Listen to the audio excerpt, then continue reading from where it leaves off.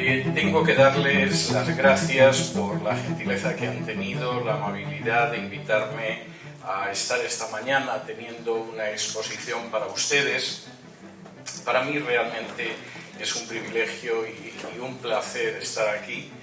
Y me pidieron que hablara acerca de la ideología de género. Voy a hacer una exposición en la que voy a intentar explicarles lo que es la ideología de género, que sostiene la ideología de género. En segundo lugar, cómo se impone la ideología de género y toda una agenda muy bien trabada que efectivamente intenta imponer internacionalmente la ideología de género. Dedicaré la última parte de mi exposición a la respuesta que el pueblo de Dios debería dar frente a la ideología de género, y creo que luego tendremos un tiempo para preguntas, de manera que forzosamente esta va a ser una exposición a vuelo de pájaro. Forzosamente van a quedar cabos sueltos en esa exposición, pero espero que al menos alguno lo podamos atar en el periodo de las preguntas. La primera cuestión es exactamente qué es la ideología de género. Bueno, tengo que decirles que la ideología de género forma parte de un plan extraordinariamente ambicioso y desde luego mucho más ambicioso que cualquier proyecto totalitario que haya tenido que sufrir el género humano hasta ahora. El nacionalsocialismo alemán pretendía alterar el orden del mundo, fundamentalmente en Europa. Pretendía ajustar las cuentas que consideraba que había que ajustar a los judíos y a los comunistas, pero no tenía la impresión de que pudiera cambiar la naturaleza humana. En realidad, la naturaleza humana era inmutable. Tú eras un judío, eras un parásito. Tú eras un eslavo, eras un Untermensch, un infrahumano. Y eras un alemán y eras un ario, y esa naturaleza humana no se podía cambiar. Estaba establecida por la propia naturaleza, de modo que el proyecto podía ser expansivo, imperial, pero tenía claro que la naturaleza era como era, aunque tuvieran una visión errónea y aberrante de la naturaleza, y la naturaleza no se podía cambiar. El comunismo tampoco creía en cambiar la naturaleza. Tenía una visión que derivaba de Marx, en la cual claro que estaba establecido quiénes eran buenos, quiénes eran malos, quiénes tenían que imponer su dictadura y quiénes era mejor que desaparecieran si no se adaptaban muy rápidamente a esa dictadura del proletariado. Pero por supuesto, la idea de que la naturaleza humana pudiera cambiar no entraba en esa visión. En Cuba empezaron a hablar del hombre nuevo, pero esto era una tontería caribeña. Es decir, Marx se hubiera partido de risa ante la idea de que se pudiera crear un hombre nuevo. Eso es imposible, somos como somos. Y aunque el proyecto fuera un proyecto de carácter global, desde luego no tenía la sensación de que pudiera cambiar la naturaleza humana. La ideología de género sí cree que la naturaleza humana se puede cambiar. Y aunque la ideología de género es solo uno de los dogmas de la agenda globalista en la que no me puedo detener en el día de hoy, sin embargo, esa ideología de género cree que nuestra naturaleza se puede cambiar, que nuestra naturaleza humana no es natural, es una construcción de la sociedad en la que vivimos y por eso la podemos cambiar, y desde luego tenemos una serie de finalidades que perseguir al aceptar que nuestra naturaleza se puede cambiar. Por ejemplo, en el Manual de la Contrasexualidad, que es uno de los textos canónicos de la ideología de género, dice lo siguiente: los hombres y las mujeres son construcciones del sistema heterosexual de producción y reproducción que autoriza el sometimiento de las mujeres como fuerza de trabajo sexual y como medio de reproducción. Los hombres y las mujeres no son hombres y mujeres porque nazcamos hombres y mujeres. Somos productos, construcciones, dice literalmente, de un sistema de producción que es heterosexual. Y en ese sistema, en algún momento perdido en la noche de los tiempos, porque nadie dejó constancia y debió de ser hace mucho, conseguimos que fueran las mujeres las que cargaran con ser el medio de reproducción. ¿Cómo los varones conseguimos engañar a las mujeres para que fueran ellas las que dieran a luz? Es algo que se nos escapa. Pero supuestamente en algún momento en la historia conseguimos que las mujeres asumieran esa carga y por supuesto nos quitamos de encima la carga de estar embarazados 9 meses al año y dar a luz. No sé exactamente cómo, porque como hace milenios que se supone que conseguimos que las mujeres hicieran esto, pues evidentemente ya ni recordamos cómo conseguimos engañarlas un día, supongo que un día de borrachera. Esto es tan importante que al final la diferenciación sexual no tiene importancia.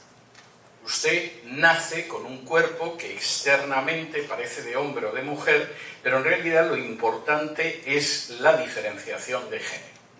Y por supuesto, si yo nazco con un cuerpo de varón y por el contrario siento que soy una mujer o siento que soy no binario, es decir, no necesariamente me siento hombre o mujer de manera constante los 7 días de la semana.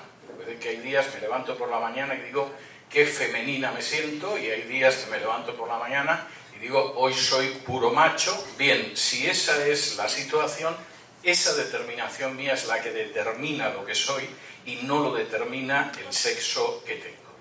No hace falta que les diga que esto, que efectivamente es la sustancia de la ideología de género, es absolutamente absurdo. Si ahora yo decidiera que en vez de César soy cesárea y me extirpara los órganos sexuales masculinos y me reconstruyeran algo parecido a unos órganos sexuales femeninos, porque aunque la ciencia ha avanzado mucho no podría tener la menstruación, por ejemplo, ni quedarme embarazada, ni cosa parecida, y además me hormonaran salvajemente con hormonas femeninas, cualquier análisis de ADN que me hicieran dirían que sigo siendo César. Sí, mutilado, reconstruido, superhormonado, pero mi ADN seguiría mostrando que soy un varón. Y si ahora cualquiera de las mujeres presentes pues decidiera que a partir de ahora en vez de Charlotte va a ser Charlie, pues aunque efectivamente le extirparan los órganos sexuales femeninos y le reconstruyeran algo que se parece a los órganos sexuales masculinos y la hormonaran masivamente, cualquier análisis de ADN revelaría que sigue siendo una mujer. La naturaleza es la que es y no la podemos cambiar de esa manera tan fácil, si es que la podemos cambiar. Esto es algo tan claro que cualquier análisis de ADN es irrefutable e indiscutible en un tribunal. Hace cosa de 2 o 3 años apareció una señora en España diciendo que era hija de Salvador Dalí, prestigioso pintor español del siglo. Y está bien, ahora sí. Bien, parece que cada vez que menciono el nombre de Salvador Dalí se estropea el sonido. Era un gran pintor, no veo la razón para ello. Bien, por supuesto, la idea era que el sentimiento es lo que predomina. La realidad no es la realidad, es el sentimiento. Y esta señora alegaba que era hija de Salvador Dalí, que sentía que era hija de Salvador Dalí y por supuesto tenía derecho a una parte de la inmensa fortuna que dejó a su muerte Salvador Dalí. La situación se zanjó con enorme facilidad. Llegó hasta el tribunal ordenó un examen médico, el examen médico dejó de manifiesto que su ADN no se parecía en absoluto al de Salvador Dalí, luego no podía ser su hija. Pero esto, que es evidente en cualquier tribunal del mundo, cuando estamos hablando de cuestiones de paternidad, de maternidad, de herencia, sin embargo, es algo que desaparece totalmente cuando estamos hablando de género. Estamos obligados a creer que una persona es quien siente que es, aunque es evidente que el propio análisis de ADN lo desmiente. Y solamente es en cuanto al género, el sentimiento. Si yo ahora mismo, desde aquí, empezara a decir que soy Thomas Jefferson, antes de que acabara esta exposición, seguramente aparecerían unos señores con bata blanca que me subirían a un automóvil blanco y me llevarían a un sitio donde me atendieran. Pero esta exposición, si yo de pronto volviera a decir que soy cesárea y fuera en ciertos ambientes, incluidos universidades, podía ser coreada con una explosión de aplausos. Es decir, de alguna manera suprimimos nuestra razón y nuestro sentido común en cuanto a esto. ¿Qué pretende la ideología de género? Pues es curioso porque la ideología de género es muy clara en cuanto a las pretensiones que tiene. Me van a permitir que mencione algunos párrafos del Tratado de la Contrasexualidad donde se expresa muy claramente lo que pretende. Si alguno piensa que simplemente la ideología de género busca que tratemos bien a los homosexuales, que dejemos casarse a las lesbianas y que los baños puedan ser comunes para cualquiera que se considere niño o niña, es muy inocente y la propaganda lo tiene bastante ciego, porque la ideología de género va mucho más allá. En el manifiesto de la contrasexualidad se afirma lo siguiente, hablando de las finalidades de esa ideología de género. La primera finalidad es el fin de la naturaleza como orden que legitima la sujeción de unos cuerpos a otros. La sexualidad tradicional es el producto del contrato social heterocentrado cuyas performidades normativas han sido inscritas en los cuerpos como verdades biológicas. En otras palabras, la naturaleza no existe. Nos han dicho que efectivamente pertenecemos a un sexo o a otro. Vamos a acabar con eso que se llama naturaleza. Perseguimos el fin de la naturaleza porque en realidad la naturaleza es simplemente un contrato centrado en la división de sexo. Segunda finalidad. La contrasexualidad apunta a sustituir ese contrato social que denominamos naturaleza por un contrato contrasexual. En este nuevo contrato, los cuerpos no se reconocen como hombres y mujeres, sino como cuerpos hablantes.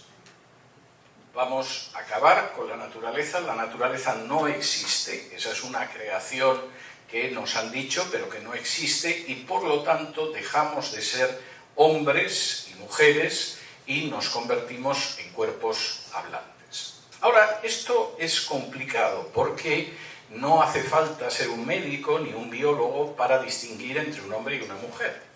Podemos ser más feos o más guapos, pero yo estoy colocado aquí y sé perfectamente que hay un hombre, un hombre, un hombre, una mujer, una mujer, una mujer, una mujer y una mujer.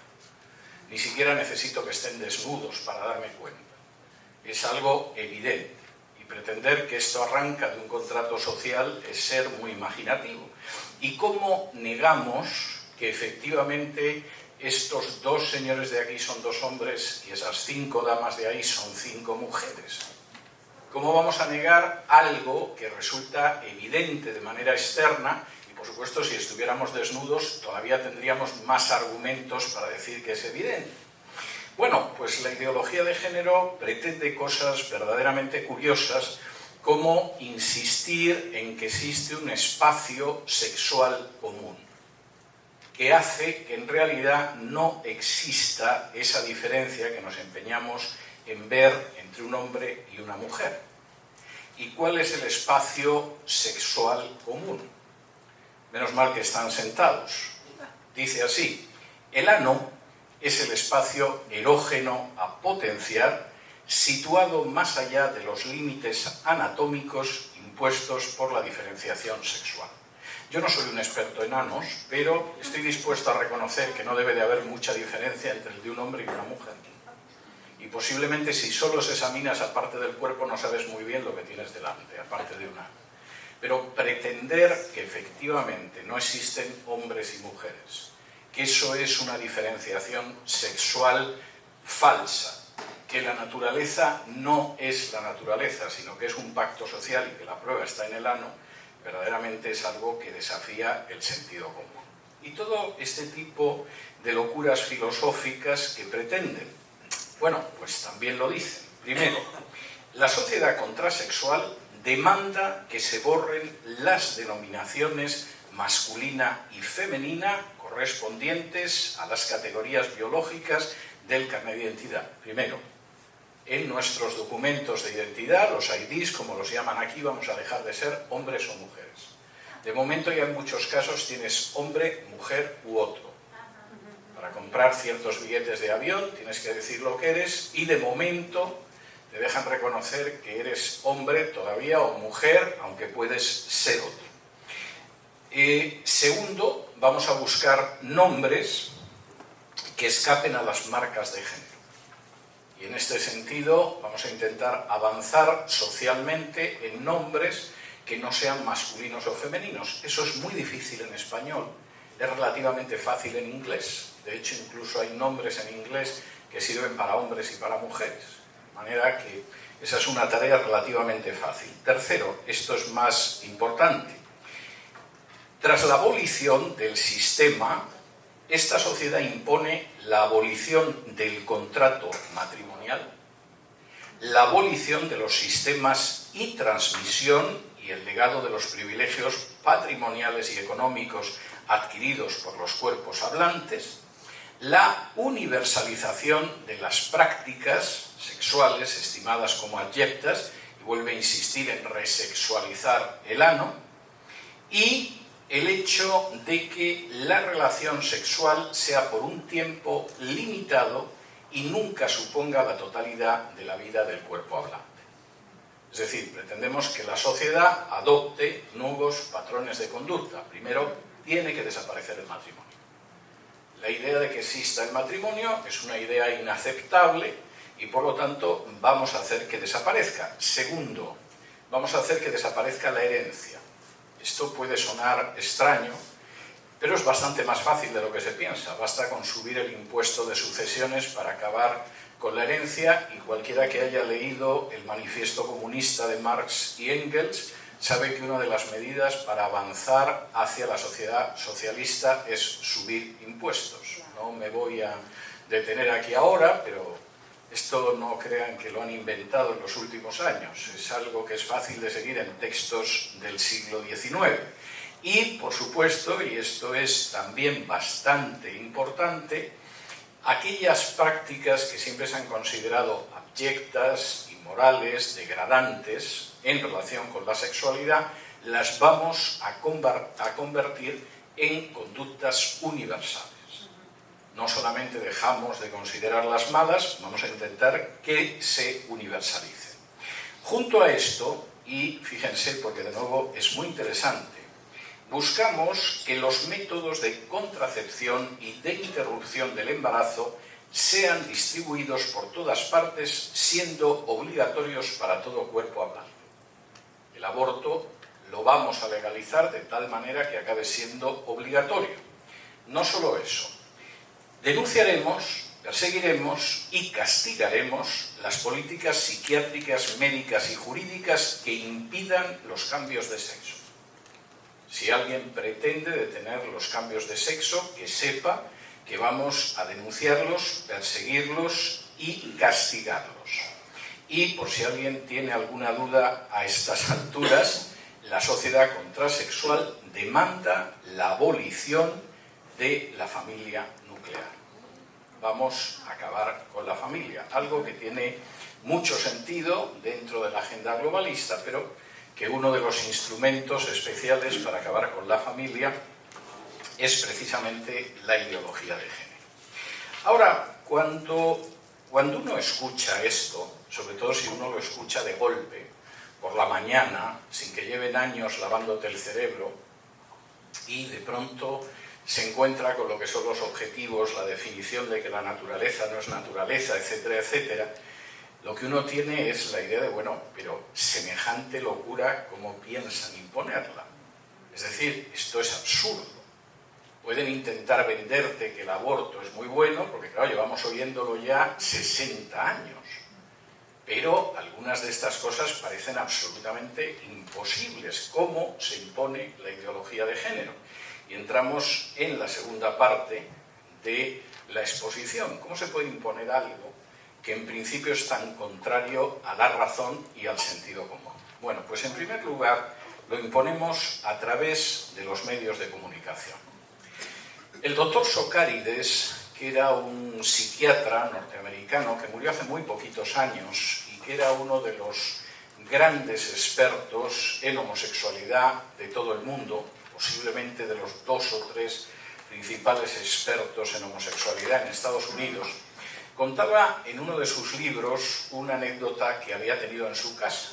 Dice que un día estaba en el salón de su casa con su esposa, estaba la televisión puesta y empezaron a salir las imágenes de la celebración del Día del Orgullo Gay en San Francisco.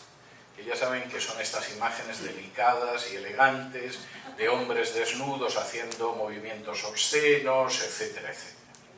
Y mientras aparecían las imágenes en la pantalla de televisión, Socarides dice que escuchó como su esposa decía: le están lavando el cerebro a esta sociedad. Y Socarides dice que en ese momento sintió como si se le encendiera una lucecita, y es de esas veces en que dice, bueno, estas de estas veces en que mi esposa veía mucho más allá de lo que yo podía ver simplemente aplicando el sentido común más elemental. El lavado de cerebro existe. Para que ustedes se hagan una idea, algo más del 80% de los contenidos que ven ustedes en prensa escrita, en televisión, en radio, en series de televisión, en películas de cine, en documentales de animales y hasta en series de dibujos animados para niños, están en manos de tan solo 7 corporaciones. Solo 7. Esas 7 corporaciones, además, están controladas por solo 3 corporaciones de inversión, cualquiera de las cuales tiene un Producto Interior Bruto superior al 99% de las naciones de este mundo. De hecho, les diría que a todas las naciones de este mundo, salvo China y Estados Unidos. Ahora, esto hace que la información sea tan clara en todos los sitios que el National Geographic, que era una revista seria hasta hace unos años, haya podido sacar reportajes disparatados sobre la homosexualidad en el mundo animal. O que la compañía Disney, que siempre fue una fabricante de sueños infantiles y familiares, haya podido estrenar hace muy poco una nueva versión de La Bella y la Bestia, donde uno de los protagonistas sale del closet. El control de los medios de comunicación es brutal. Y por cierto, tengo que decir que igual que hay países donde no se enteran y siguen consumiendo toda la basura programada, hay otros países donde hay una resistencia frente a ello. Por ejemplo, más del 50% de los ciudadanos de este país no se fían de los medios convencionales y buscan su información en medios alternativos. Posiblemente no saben todo lo que sucede, pero más de la mitad de la población de este país ya no cree lo que ve en la televisión, ni lo que oye en la radio, ni lo que lee en la prensa. Y sospecha o está convencida de que la están manipulando y busca salidas en otros medios alternativos. De manera que la noticia es mala, pero tiene alguna luz de esperanza. No solamente la ideología de género se impone a través de la información. La música que consumimos, y por supuesto estamos hablando de la música de consumo, la gente que sea aficionada a la ópera y escuche la ópera de Verdi o de Mozart, pues es otro cantar, pero la música que consumimos habitualmente, en algo más del 90% está controlada por solo 3 transnacionales, solo 3. Y esas transnacionales controlan además prácticamente el 100% de los canales que pueden ustedes ver por internet o por televisión, por cable, musicales, con lo cual no es extraño que en esos canales musicales cada vez sean más claros en los vídeos musicales los mensajes de promiscuidad sexual, los mensajes favorables a la homosexualidad o los mensajes abiertamente ocultistas. Estamos hablando de 3 compañías para todo el mundo. Es decir, salvo la gente que a lo mejor tenga una pequeña compañía discográfica en México que produce rancheras o tangos en Argentina, o la gente que produce las sinfonías de Beethoven, la música de consumo habitual está en manos de 3 transnacionales que tienen muy claro el mensaje que quieren lanzar. Y si su estómago es lo suficientemente resistente, les sugiero que durante 1 hora se traguen los vídeos de cualquiera de esos canales, porque verán que no estoy exagerando lo más mínimo. Es algo que a uno le cuesta creer que hubiera podido ser posible y que sin embargo es innegable. No solo eso. Para poder imponer la ideología de género no solo utilizamos la información o la música, sino la pornografía. El 90% de la pornografía, es decir, esto excluye si alguien decide grabar vídeos pornográficos en su casa y colgarlos en la red. El 90% de la pornografía de consumo está también en manos de 3 transnacionales. Y por cierto, alguno de los CEOs de una de estas grandes transnacionales de la pornografía ha dicho claramente que él estaba en el negocio de la pornografía porque aborrecía el cristianismo y a continuación calificaba a Cristo de una manera que no puedo reproducir porque es una blasfemia. De manera que esto no es simplemente un negocio, no es simplemente casual. Cuarto, la ideología del género también se impone a través de la manipulación del lenguaje. Utilizamos un lenguaje falso y manipulador. Por ejemplo, no podemos decir aborto, aborto lo decimos los cristianos. Pero nadie que defienda el aborto utiliza la palabra aborto. Ni siquiera ya se utiliza interrupción voluntaria del embarazo, porque eso suena también a muerte. Si interrumpes un embarazo, alguien muere. De modo que ahora el aborto es salud sexual y reproductiva. Y, evidentemente, ¿quién puede estar en contra de la salud sexual y reproductiva de la mujer? Nadie. Por definición, todos queremos que las mujeres estén saludables sexual y reproductivamente. El problema es que eso es el aborto. Y cuando los contribuyentes de este país contemplan, por ejemplo, la ayuda que da USAID a países al sur del Río Grande, entre otros, para la salud sexual y reproductiva, deberían saber que simplemente están financiando el aborto.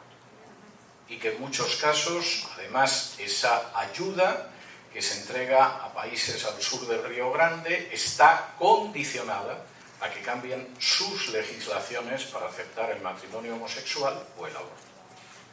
Luego hay gente que se sorprende de por qué estamos perdiendo influencia en el mundo y la va ganando China. Bueno, los chinos no tienen ningún interés en que la gente aborte o se casen 2 lesbianas o cosa parecida, no van a presionar a los gobiernos para que hagan eso. De manera que esto tiene derivaciones todavía mayores y que son verdaderamente tremendas. La manipulación del lenguaje implica que también se crean insultos para los que no se quieran someter a la ideología de género. Si usted no es partidario del matrimonio entre homosexuales es porque es un homófobo. Si no está dispuesto a aceptar el aborto es un machista. O es partidario del heteropatriarcado. Y por supuesto utilizamos también argumentos totalmente absurdos como que por qué no vamos a permitir que 2 personas del mismo sexo no se casen si se quieren. Pues por la sencilla razón de que 2 personas se quieran no quiere decir que se casen. Todavía, en los países civilizados no se puede casar nadie con un niño, aunque exista un amor profundísimo entre el niño y el adulto. Insisto, en los países civilizados hay países donde eso es totalmente legal. Todavía en nuestros países un padre no se puede casar con una hija, o un hijo con una madre, aunque se quieran muchísimo. 2 hermanos no se pueden casar entre sí, aunque por supuesto que el incesto ha existido durante milenios en la historia de la humanidad. El hecho de que 2 personas se quieran no es un argumento para que exista el matrimonio. De hecho, todavía dejamos fuera del matrimonio determinadas relaciones, incluso aunque sean personas de distinto sexo. De manera que no es un argumento en absoluto a favor de las bodas homosexuales. Y por cierto, tengo que adelantarles que como la siguiente batalla de la ideología de género es las relaciones con niños, la paidofilia, es algo en lo que vamos avanzando. La idea de que se vaya reduciendo la edad de matrimonio para contraer matrimonio. Y como hay antecedentes históricos, la Iglesia Católica ha llegado a tener como edad mínima de la mujer los 12 años y luego los 14 para contraer matrimonio, pues retroceder en la historia hacia la Edad Media seguramente es más fácil de lo que podemos pensar. De manera que los medios de comunicación y la manipulación del lenguaje hacen mucho por el avance de la ideología de género. En segundo lugar está la educación. Y esta es otra batalla en la que nos encontramos en estos momentos. Los jesuitas decían que si les daban un niño durante los primeros 7 años de vida, lo tendrían para siempre. Yo no sé si los que forjan la estrategia de la ideología de género conocen este dicho de los jesuitas, pero evidentemente es como si lo conocieran. Y la educación, desde la parte más baja de la educación, esto no empieza en la universidad, ni siquiera en high school, esto empieza en los jardines de infancia, es un objetivo para extender la ideología de género.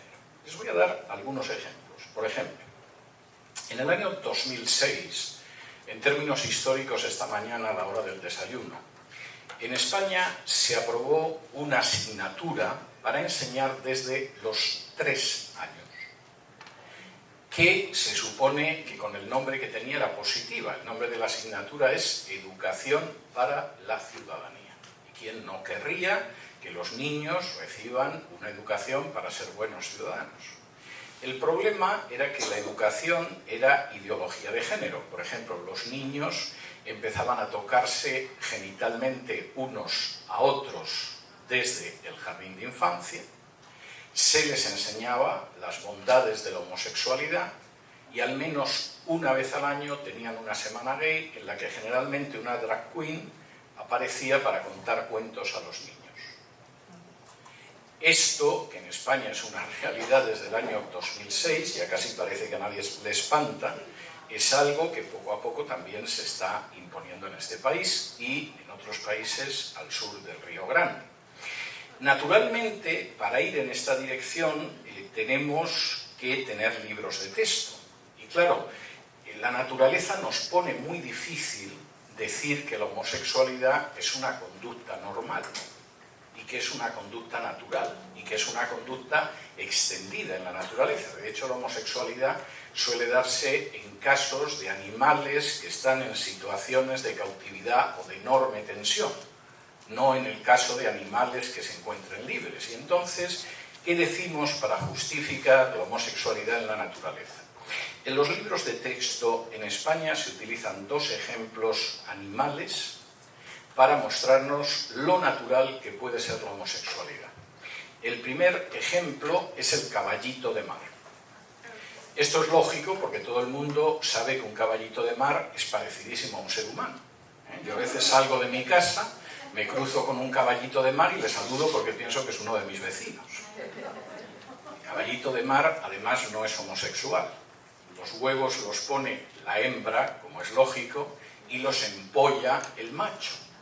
Pero es absolutamente heterosexual. El otro ejemplo que se utiliza, no hay más, pero son los 2 ejemplos en los libros de texto, es el caracol.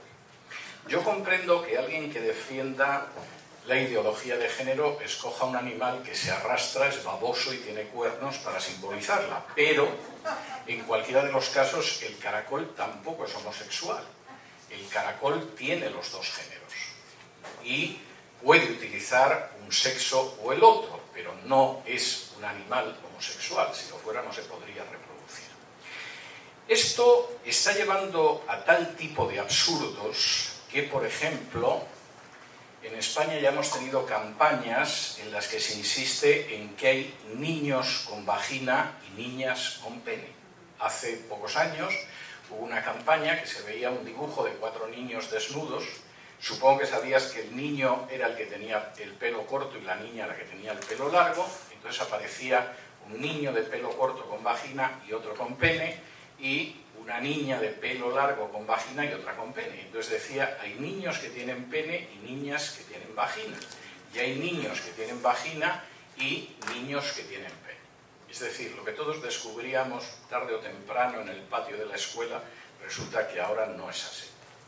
Una organización pro familia en España decidió sacar una campaña, porque esto apareció en las bocas de metro, en las paradas de autobús, en las paredes de las calles, etc. Y sacó una campaña que decía, los niños tienen pene, las niñas tienen vagina, que no te engañen. Que solo con ver la campaña era para decir, pero a qué grado de estupidez están descendiendo mis compatriotas, para que les tengan que explicar que los niños son los que tienen pene. Bien, acabaron procesados por iniciar un discurso de odio. Sostener que las niñas eran las que tenían vagina y los niños los que tenían pene, se supone que era un discurso de odio. En otros casos la cosa es más cómica y al parecer es menos impresionante. Por ejemplo, la Universidad de Granada en España hace unos años decidió sacar un calendario que no era sexista, sino que era de acuerdo con la ideología de género. ¿Y cómo era ese calendario? Pues era un calendario donde los meses eran enero, febrero, marzo, abril, mayo, junio, julio, agosto, septiembre, hasta llegar a diciembre. Todo esto con dinero público, por supuesto. Tercero, la ideología de género, y este es otro elemento todavía más peligroso, se extiende a través de los cambios legislativos. Y aquí lo que hemos visto en los últimos años es inquietante. Llegamos al siglo XXI sin que a nadie se le pasara por la cabeza la idea del matrimonio homosexual. Ni siquiera la izquierda más enloquecida pensaba en un matrimonio homosexual. La izquierda más enloquecida, en todo caso, como en Cuba, encerraba en campos de concentración a los homosexuales, pero no los casaba. Esto era absurdo. Empieza el siglo XXI.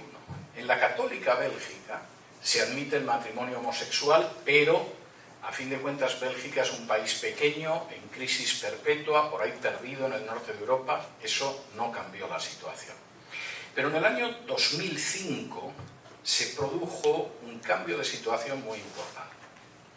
Primero, España admitió el matrimonio homosexual. España no es un país objetivamente importante, pero sí tiene mucha influencia en Hispanoamérica, porque no tienes nada más que cambiar el último disparate que han hecho en España y lo conviertes en una ley argentina.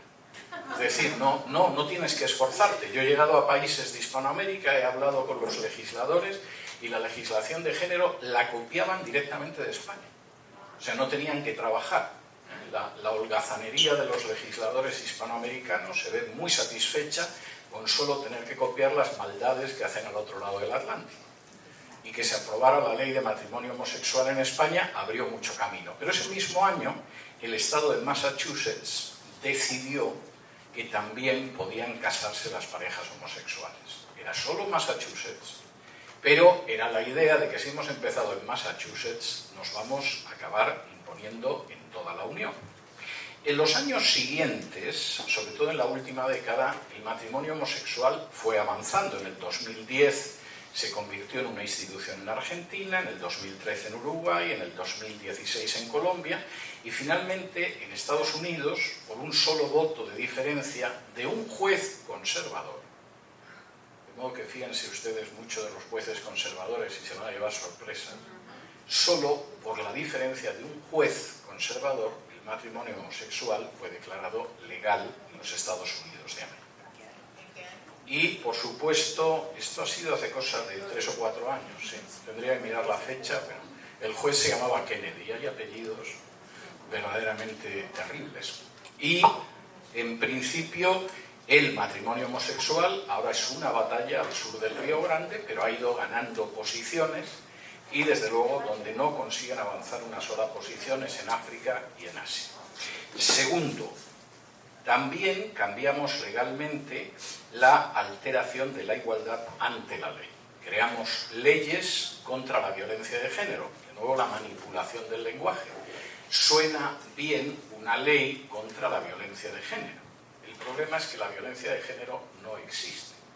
Hay violencia doméstica. La violencia doméstica en muchos casos va contra las mujeres, pero a veces va contra ancianos o contra niños o contra varones. Y, por supuesto, tapamos la violencia doméstica cuando insistimos en que solo es contra mujeres y porque son mujeres. Esto ha significado acabar con 2 principios legales importantísimos. El primero es el de la igualdad ante la ley.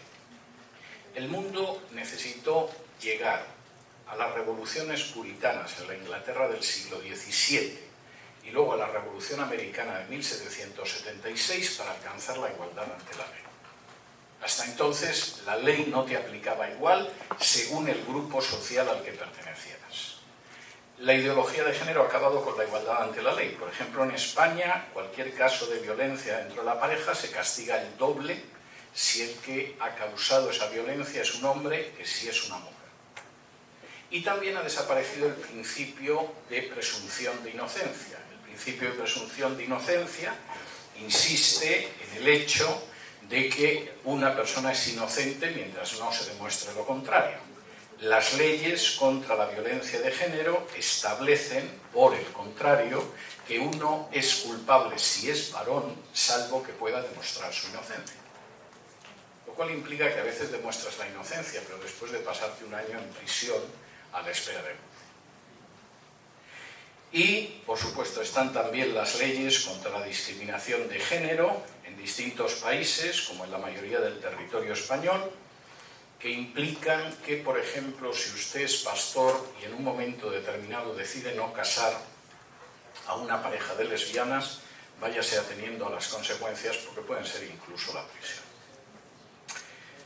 Esa es la tercera forma en que se impone la ideología de género. Entro en la cuarta y última, pero especialmente importante. A inicios del año 19, justo antes del estallido de la crisis del coronavirus, se celebró en Bogotá, Colombia, un gran macrocongreso, megasínodo, superconcilio, como lo quieran llamar, de todas las organizaciones LGTBI o gays de Hispanoamérica. Y se reunieron para ver cómo estaba avanzando la ideología de género en el subcontinente. Llegaron a 3 conclusiones por unanimidad. A inicios de 2019, nuestro avance está detenido. Tendríamos que avanzar más, tendríamos que haber alcanzado las últimas metas, todos los países de Hispanoamérica tendrían que haber aceptado la ideología de género. Es verdad que hemos conseguido algunos avances aislados, pero en términos generales estamos detenidos. Segunda conclusión por unanimidad. La culpa la tienen las iglesias evangélicas. Y el razonamiento que hacían era un razonamiento bastante inteligente. Nosotros hemos contado con que la religión más importante de Hispanoamérica es la católica, numéricamente sigue siendo así. Teníamos muy claro que con la Iglesia Católica el problema no es si va a pactar con nosotros, sino cuál va a ser el precio por pactar. Y como la Iglesia Católica tiene un ordenamiento piramidal, lo que decide la cúspide de la pirámide lo obedece el resto de la organización. Luego hay católicos que dirán que el Papa Francisco es el anticristo, que están hartos de este argentino apóstata, dirán lo que quieran. Pero cuando tocan el silbato arriba, todo el mundo se coloca en la fila y no discute, de la misma manera que un sargento no discute jamás las órdenes que le da un general. Y en este sentido, se supone que íbamos a avanzar por Hispanoamérica con facilidad, pero de pronto empezaron a surgir las iglesias evangélicas, no tienen una organización jerárquica, no podemos pactar con su jerarquía, son organizaciones de base y nos han frenado en todo el continente. Tercera conclusión, tenemos que destruirlos e infiltrarlos. Tercera conclusión. De manera que, y con esto voy a entrar enseguida en la tercera parte de la exposición, evidentemente la ideología de género tiene que imponerse también a través de la infiltración en ámbitos bíblicos. No temen, como algunos piensan, a una visión cristiana, porque claro, la visión cristiana puede ser la del Vaticano, y el Vaticano históricamente tiene una facilidad para pactar con cualquiera verdaderamente prodigiosa. No, es una cuestión de si efectivamente estamos hablando de cristianos que se asientan en la Biblia. ¿Cómo intentamos controlar a esta oposición a la que maldijeron todo lo que quisieron?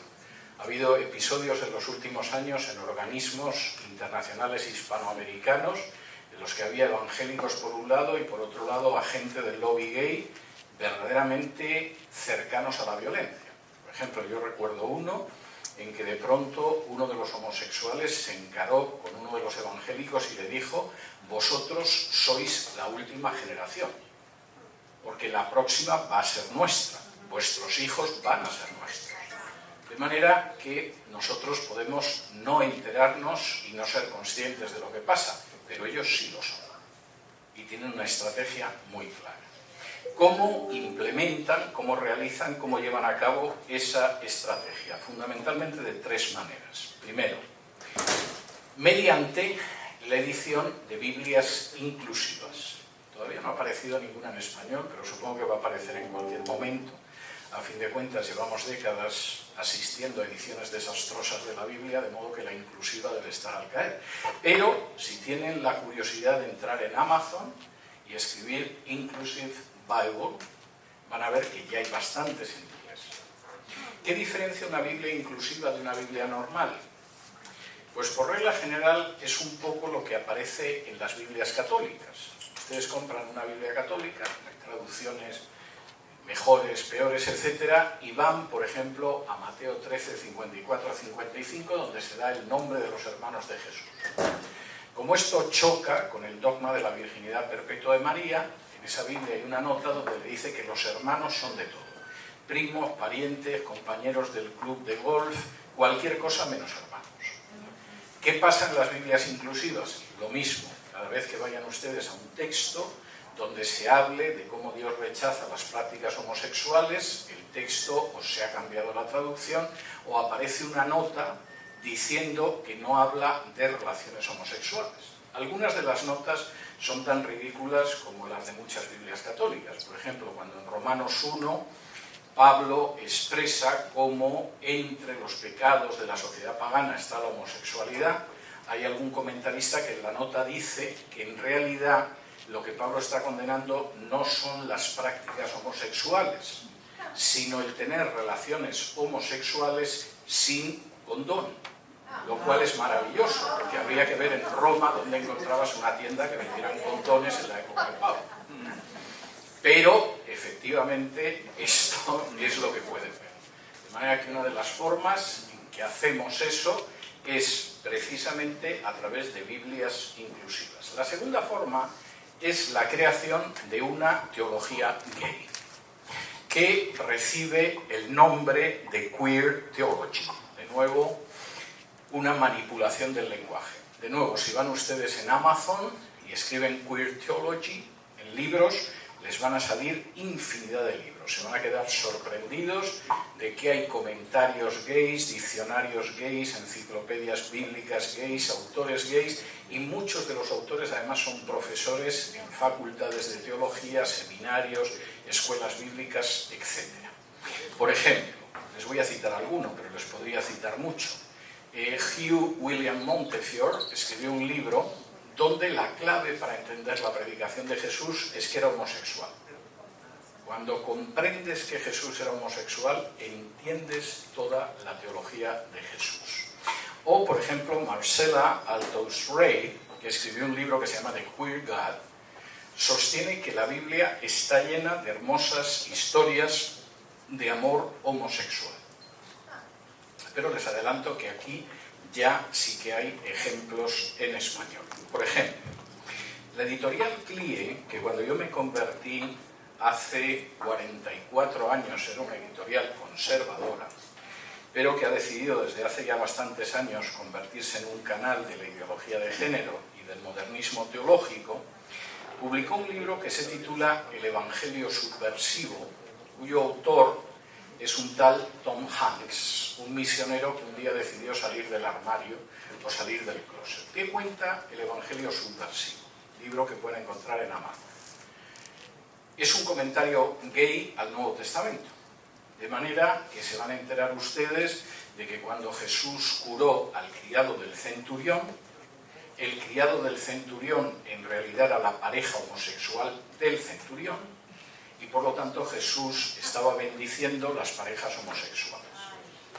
¿De dónde ha conseguido Tom Hanks sacar que el criado del centurión era homosexual o el centurión era homosexual? Evidentemente es un misterio, porque no hay nada en ninguno de los evangelios donde aparece ese relato que lo indique. Tom Hanks insiste en un ejemplo de blasfemia verdaderamente repugnante, en que Jesús tenía un novio y amante conocido que era el apóstol Juan. y esto, por supuesto, lo sabía todo el mundo.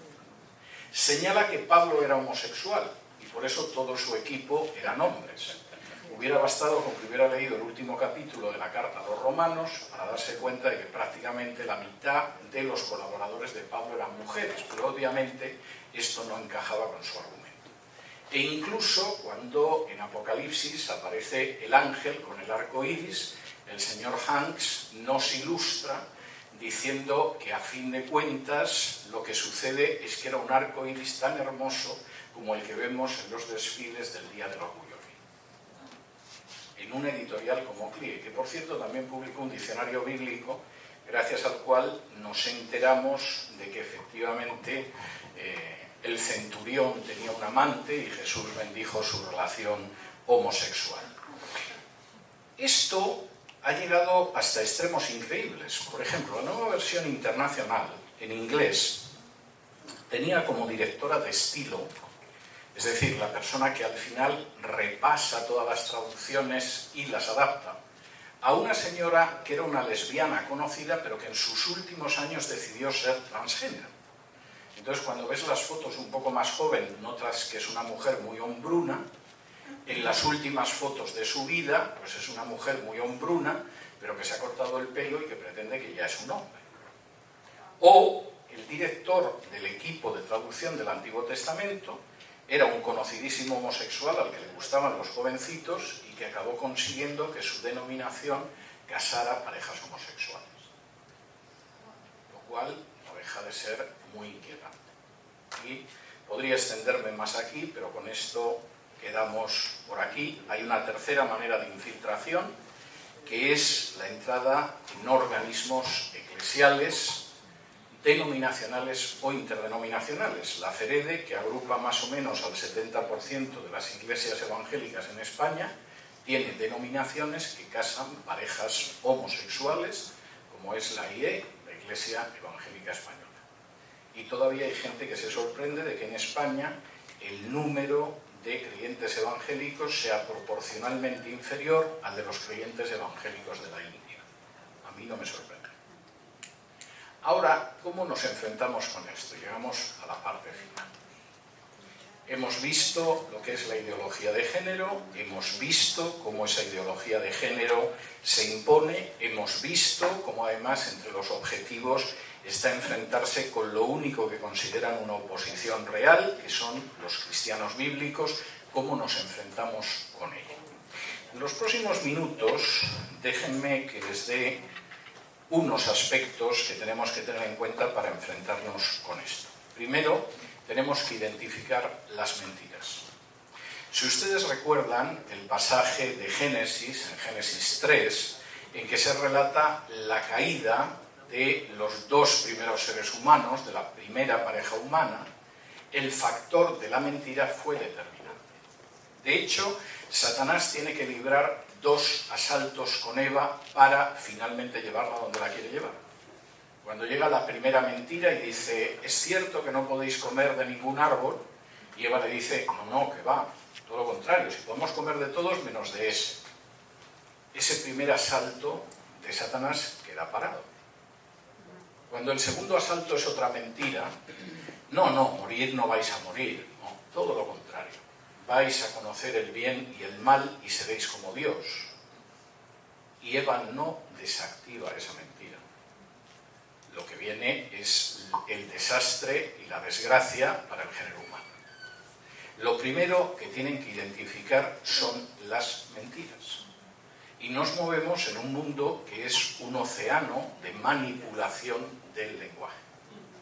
Y si no son capaces de captar la manipulación del lenguaje, evidentemente eso hace muy difícil surfear por encima de ese océano. Segunda cuestión que tienen que tener ustedes presente. No tienen que dejarse llevar por el miedo. Si me acompañan al libro del Apocalipsis, voy a leer un texto que no es muy citado en los púlpitos, pero que en este caso sí es obligado citarlo. Apocalipsis capítulo 21. Dice así, Apocalipsis 21, y vamos a leer desde el versículo 6, Dice así: y me dijo, hecho está, yo soy el alfa y la omega, el principio y el fin. Al que tuviere sed, yo le daré gratuitamente de la fuente del agua de la vida. El que venciere heredará todas las cosas, y yo seré su Dios, y él será mi hijo. Pero los cobardes e incrédulos, los abominables y homicidas, los fornicarios y hechiceros, los idólatras y todos los mentirosos tendrán su parte en el lago que arde con fuego y azufre, que es la muerte segunda. Jesús está hablando con Juan, le habla de cómo va a dar de beber gratuitamente de la fuente del agua de la vida, de cómo aquel que venza tendrá una herencia de todas las cosas, y a continuación dice los que se quedan excluidos. Los primeros a los que cita en la lista son los cobardes. Los segundos son los incrédulos, aquellos que no quieren creer en lo que Dios dice. Seguramente si ustedes o yo mismo hubiéramos hecho la lista, no se nos hubiera ocurrido colocar a los cobardes en primer lugar. Ni siquiera sé si los hubiéramos incluido. Hubiéramos pensado que es una faltilla, ¿no? Un defecto humano. Igual que no todo el mundo es alto, ni guapo, ni rubio, pues no todo el mundo es valiente, no tiene mayor importancia. Pero es curioso cómo a los ojos del que es el alfa y el omega, el principio y el fin, los primeros que son despeñados al lago de fuego y azufre, que es la muerte segunda, son los cobardes y después los incrédulos. No podemos permitirnos tener miedo. Y tenemos que recordar siempre que Dios no nos ha dado un espíritu de temor. Y tenemos que recordar siempre que el que está en nosotros es mayor que el que está en el mundo. Y en vez de marcharnos a la cama con la idea de que mal está el mundo, qué horror, a ver si llega el arrebatamiento, que no tenemos nada que hacer, deberíamos pensar que no podemos permitirnos el lujo de ser cobardes. No es a lo que el Señor nos ha llamado. Tercero, tenemos que recordar quiénes somos. Si me acompañan ustedes al Evangelio de Mateo, el curso pasado tuve que dar un curso sobre Mateo. Es un evangelio peculiar. Primero porque está escrito para mostrar a los judíos que Jesús es el Mesías. Y entonces Mateo es el que más repite de los 4 evangelistas. Esto sucedió para que se cumpliera lo que dijo Isaías o lo que dijo David, etcétera, continuamente de manera machacona. Pero luego además Mateo tiene una estructura muy peculiar. Igual que Moisés escribió 5 libros, Mateo coloca 5 grandes discursos de Jesús que son paralelos a los 5 libros de Moisés.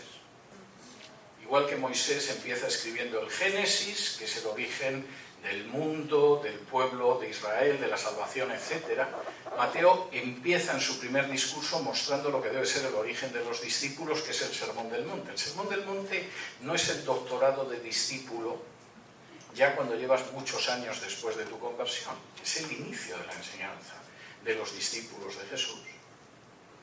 Moisés después coloca el Éxodo, que es la salida de Israel para conquistar la tierra, de manera muy significativa. El segundo discurso de Jesús en Mateo es la salida de los apóstoles para predicar el reino de Dios.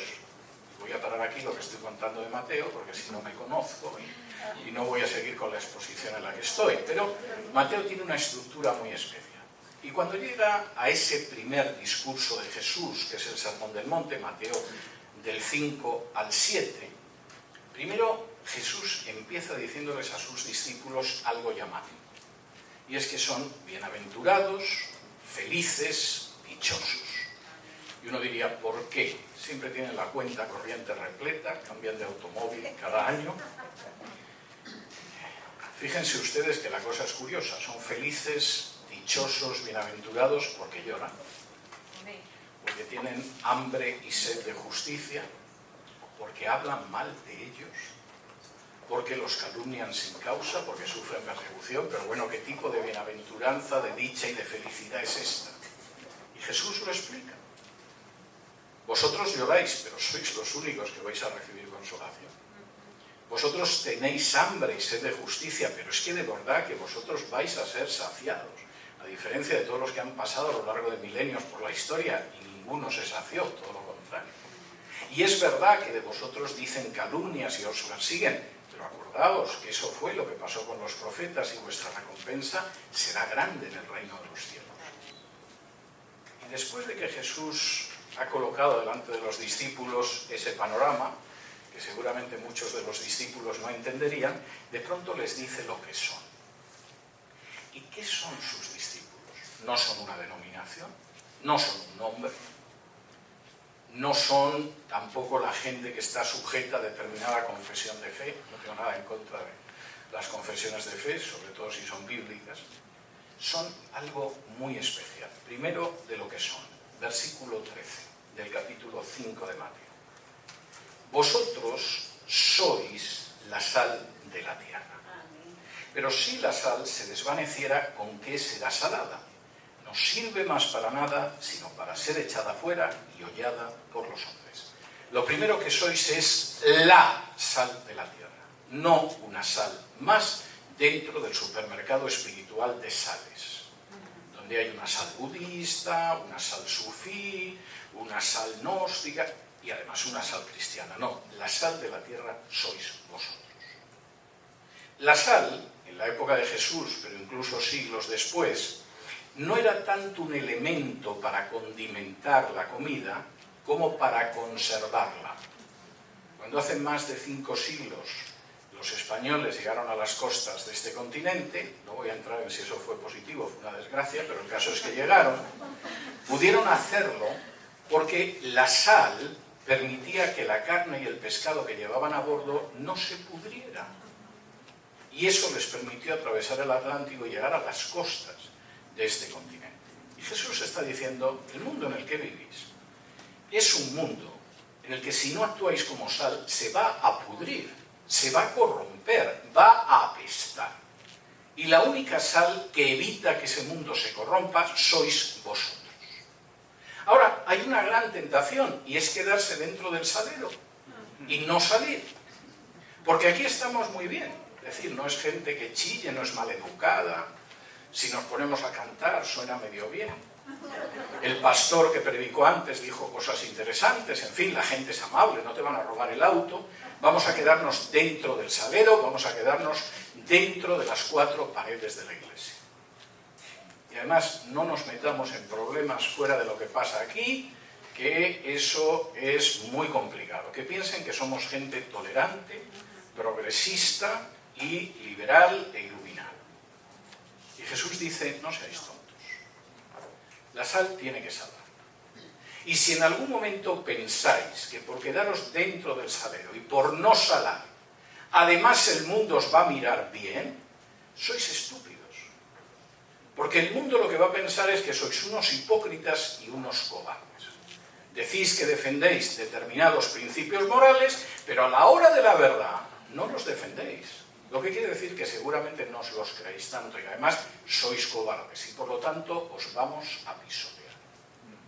Y como dice Jesús, cuando se ve que la sal no actúa como sal, la arrojan al suelo y la pisotean. Yo he visto eso. Cuando en el año 2006 en España se aprobó el matrimonio homosexual,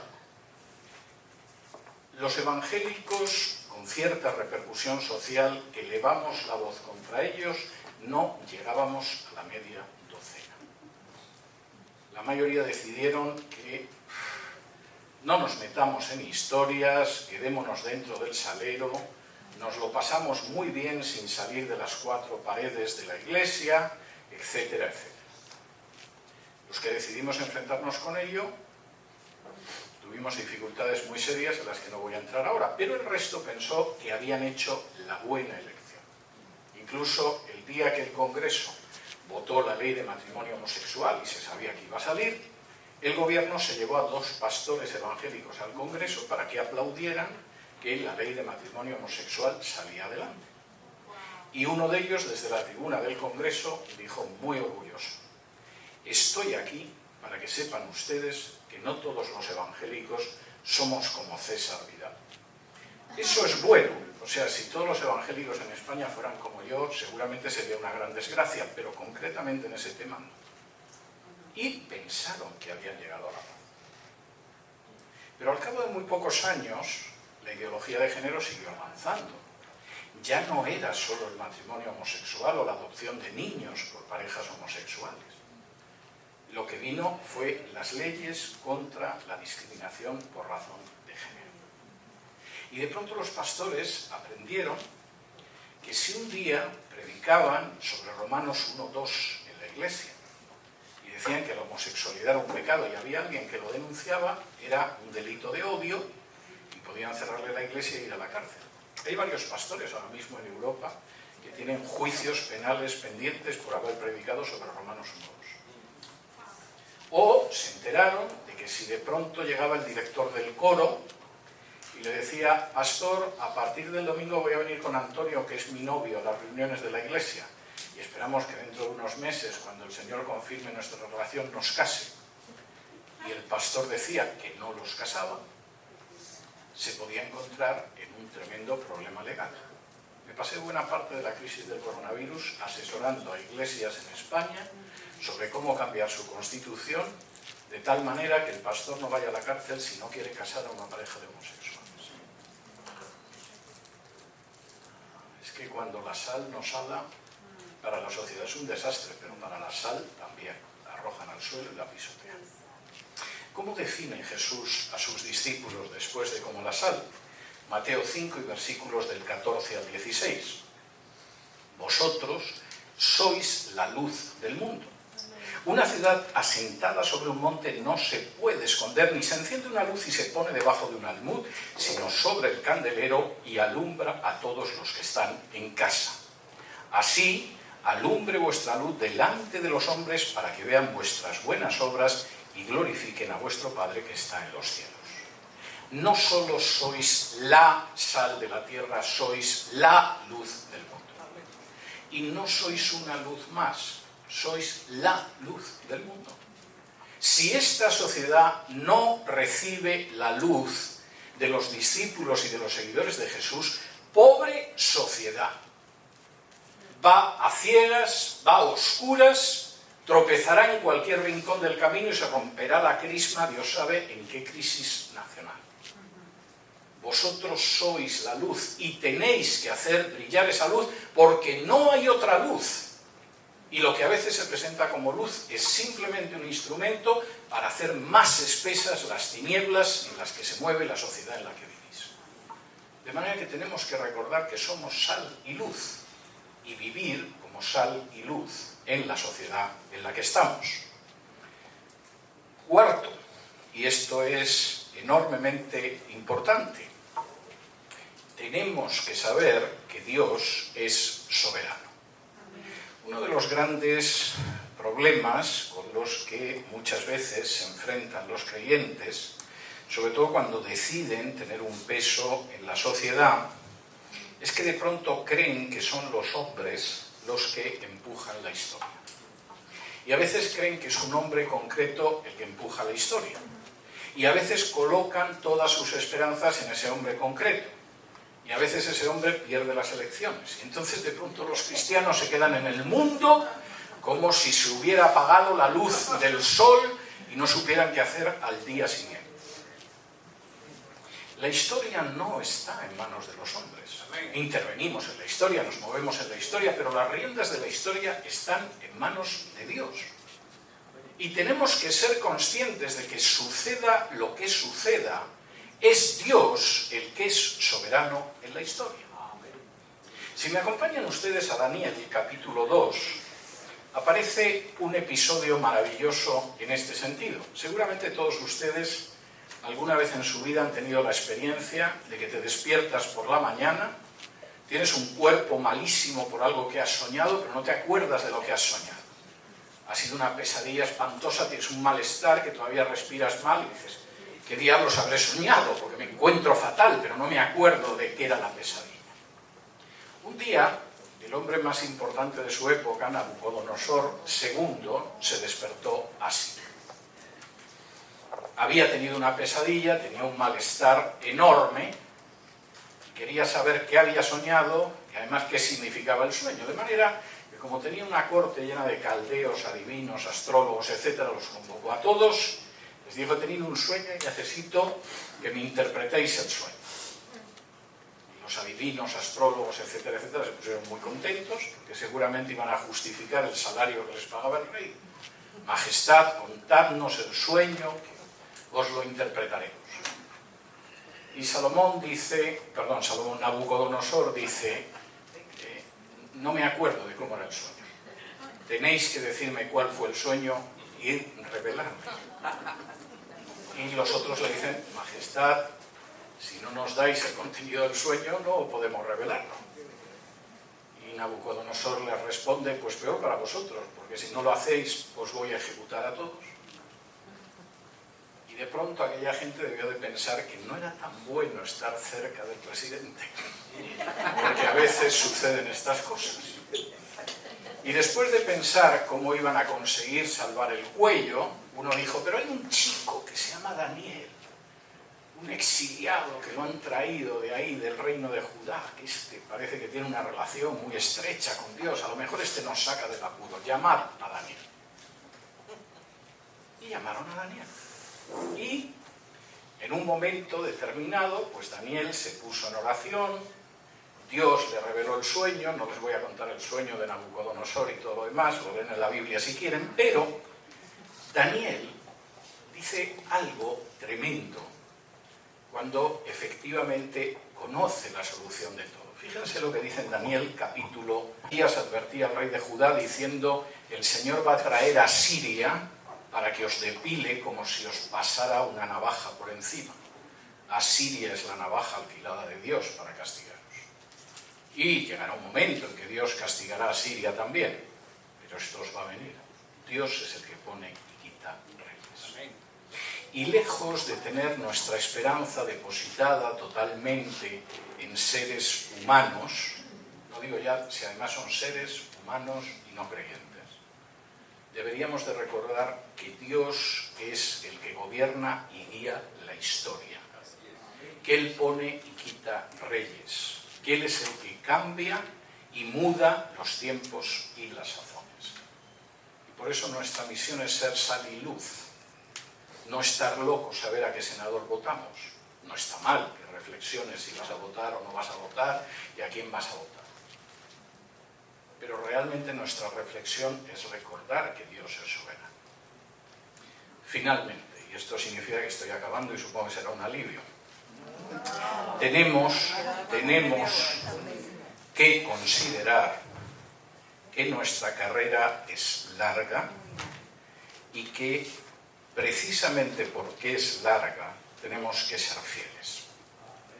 Si me acompañan ustedes al libro de los Hebreos, la carta a los Hebreos. La carta a los Hebreos es una carta muy especial. Los receptores, los destinatarios de la carta, era un grupo de judíos que en algún momento había creído en Jesús. Pero los años habían ido pasando, posiblemente más de 30 años ya. Y ahí estaba el templo de Jerusalén tan hermoso. Las piedras aquellas que habían llamado la atención de los apóstoles y que Jesús había dicho que no iba a quedar piedra sobre piedra, ahí estaban, tan hermosas. Todos los días se seguían ofreciendo sacrificios. El sumo sacerdote y los sacerdotes salían con toda su vestimenta como si no hubiera pasado nada. Y algunos de esos judíos estaban preguntándose: oye, a ver si Jesús no va a ser el Mesías, a ver si no va a ser el Hijo de Dios, que en esta nación nuestra cada 2 por 3 aparece alguien diciendo que es el Mesías y luego no lo es, y seguimos como siempre, a ver si hemos hecho el estúpido. Y el autor de la carta a los Hebreos escribe a estos judíos para mostrarles que no es así. El primer capítulo de la carta muestra sobre la base de la Biblia que Cristo es Dios.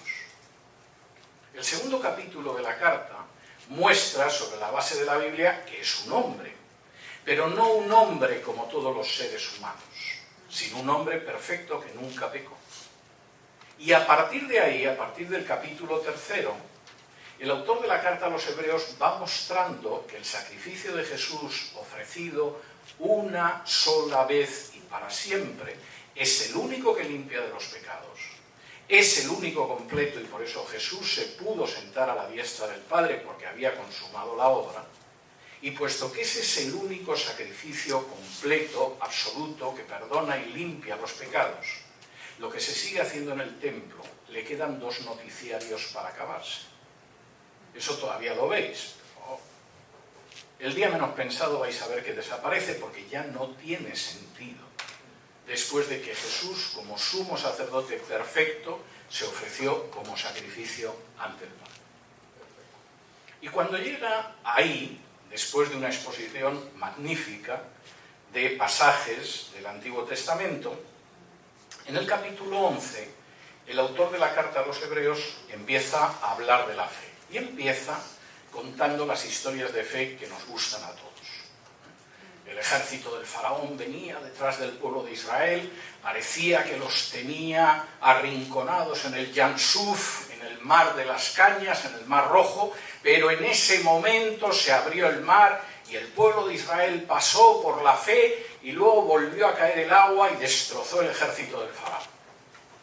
El pueblo de Israel llegó ante Jericó, las murallas eran unas murallas extraordinarias, no se podían derribar, aquella ciudad era imposible que cayera, pero por fe tocaron las trompetas y las murallas se desplomaron y conquistaron Jericó. Un niño llamado David se encontró con un sujeto de más de 2 metros de altura que se llamaba Goliat y que llevaba la mejor tecnología militar encima, y se suponía que tenía que hacer trizas al niño, pero el niño acabó con el gigante Goliat. Todas esas historias son las que nos hubiera gustado ver e incluso vivir. Es lógico, pero no todos los casos de fe son esos. Y en el capítulo 11 dice, a partir del versículo 36, capítulo 11, versículo 36 de Hebreos, lo siguiente el autor. Otros experimentaron vituperios y azotes, y además de esto, prisiones y cárceles. Fueron apedreados, aserrados, puestos a prueba, muertos a filo de espada. Anduvieron de acá para allá cubiertos de pieles de ovejas y de cabras, pobres, angustiados, maltratados, de los cuales el mundo no era digno, errando por los desiertos, por los montes, por las cuevas y por las cavernas de la tierra. Y todos estos, aunque alcanzaron buen testimonio mediante la fe, no recibieron lo prometido, proveyendo Dios alguna cosa mejor para nosotros, para que no fuesen ellos perfeccionados aparte de nosotros. Es verdad que todas esas historias de fe son ciertas, y son las que nos gustarían, pero no podemos seleccionar de la Biblia lo que nos gusta, y lo que nos parece que es más dulce y agradable. Y cuando llega esta parte del capítulo 11, el autor de la carta a los Hebreos es muy claro. Hubo otros cuya experiencia fue distinta, experimentada. Tuvieron una experiencia diferente. ¿Cuál? La persecución, la prisión, el exilio, las dificultades. ¿Porque era gente de poca fe? No, que va. Versículo 38. El mundo no se los merecía.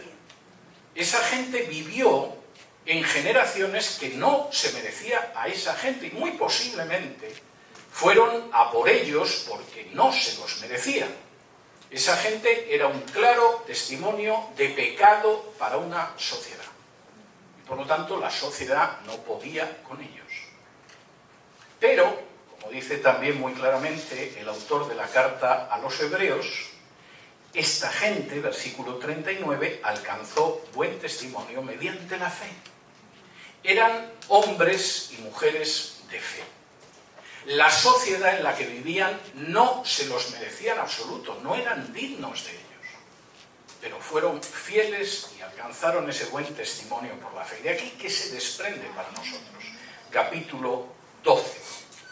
Por tanto, y la partícula griega es muy clara, por todo esto que os estoy diciendo, ahora llego a la conclusión de la carta. Por tanto, nosotros también, Teniendo en derredor nuestro tan grande nube de testigos, despojémonos de todo peso y del pecado que nos asedia y corramos con paciencia la carrera que tenemos por delante, puestos los ojos en Jesús, el autor y consumador de la fe, el cual por el gozo puesto delante de él sufrió la cruz, menospreciando el desprecio, y se sentó a la diestra del trono de Dios. Considerad aquel que sufrió tal contradicción de pecadores contra sí mismo, para que vuestro ánimo no se canse hasta desmayar. La vida del cristiano no es una carrera de 100 yardas, es una maratón. Y una maratón que puede durar años y décadas. Y el autor de la carta a los Hebreos dice, ojo, esto hay que correrlo con constancia. Aquí tenéis que administraros el resuello para llegar hasta la meta. ¿Cómo hacemos eso?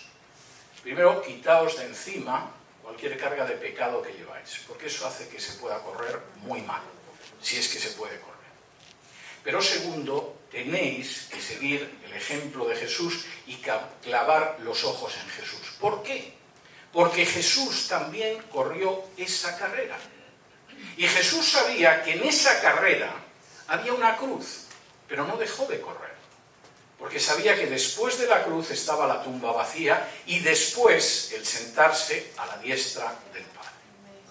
Vosotros tenéis que clavar vuestros ojos en Jesús y correr con paciencia esa carrera fijándoos en Jesús para recibir precisamente lo que Jesús recibió. Y si hacéis eso, si os despojáis del pecado, si efectivamente corréis con paciencia, si el ejemplo en el que os fijáis es Jesús, no las voces que hay alrededor del mundo, realmente llegaréis sin desmayar hasta la meta. Esto es algo que nosotros tenemos que recordar.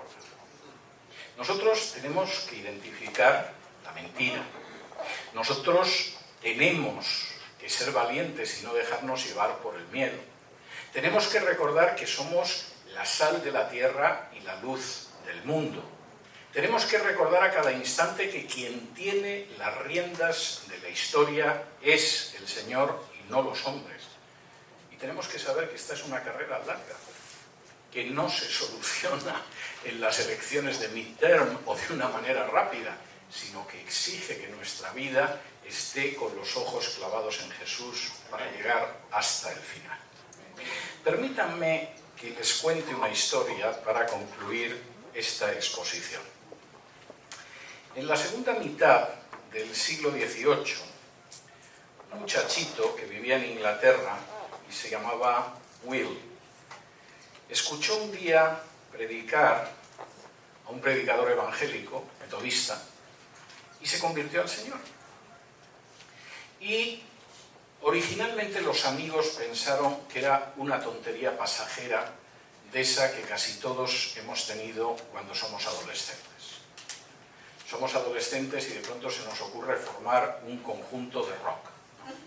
Y entonces estamos convencidos de que vamos a ser como los Rolling Stones, tocamos los sábados por la mañana en el garaje de papá, molestamos a los vecinos y a los que viven en la casa, etc. Pero todo el mundo sabe que al cabo de un cierto tiempo la inmensa mayoría deja la guitarra eléctrica, la batería y se dedica a hacer algo útil.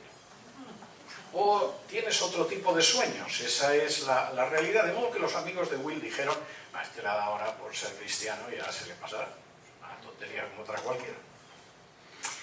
Pero el jovencito Will se lo había tomado en serio, realmente su conversión era genuina. Y a pesar de lo que le decían los amigos, él seguía siendo fiel. No solamente es que era fiel, es que de pronto llegó a la conclusión de que no podía ser cristiano sin ser sal y luz.